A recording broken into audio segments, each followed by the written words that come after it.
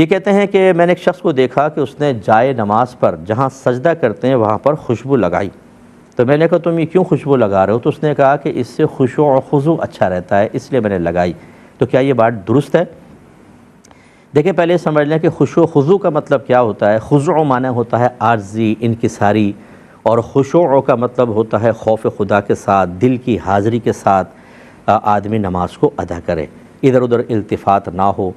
اور اس میں اللہ کی طرف متوجہ ہونے کا مطلب کوئی یہ تو نہیں ہوتا کہ اللہ کی ذات کا کوئی تصور قائم کر لیں گے، اس سے مراد یہ ہوتا ہے کہ آپ ان امور کی طرف متوجہ ہو جائیں جن کا تعلق دنیا سے نہ ہو، آخرت سے ہو، یا وہ اللہ تعالیٰ کے قرب یا اللہ کی یاد کا وسیلہ بن جائیں۔ جیسے آپ کعبۃ اللہ کا تصور ذہن میں لے آئیں، طواف کا لے آئیں، گنبد خضرا کا لے آئیں،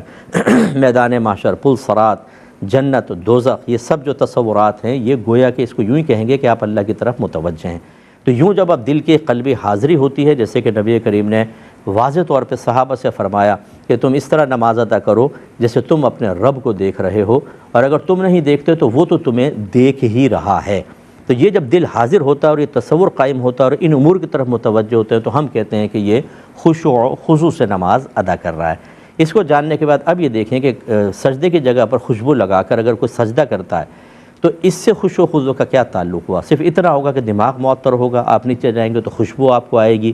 آپ کی توجہ امور آخرت سے ہٹ کر خوشبو کی طرف ہو جائے گی، جس کو میں غلط تو نہیں کہہ رہا ہوں، لیکن اس کو یہ سمجھنا کہ شاید یہ بھی خشوع و خضوع کی ایک قسم میں سے ہے، یہ ٹھیک نہیں ہے۔ لگا سکتے ہیں آپ خوشبو، ٹھیک ہے، آپ سجدے میں جاتے ہیں، مہک بھی آتی ہے، لیکن آپ کی توجہ امور آخرت کی طرف ہونی چاہیے، نہ کہ صرف خوشبو کی طرف۔ ایسا نہ ہو کہ آپ سر جھکائیں اور کہیں کہ موتیا ہے، آج تو گلاب ہے، تو یہ آپ ہٹ گئے وہاں سے، اصل جو خشوع و خضوع تھا اس سے ہٹ گئے، اس لیے اس پر توجہ رکھا جائے۔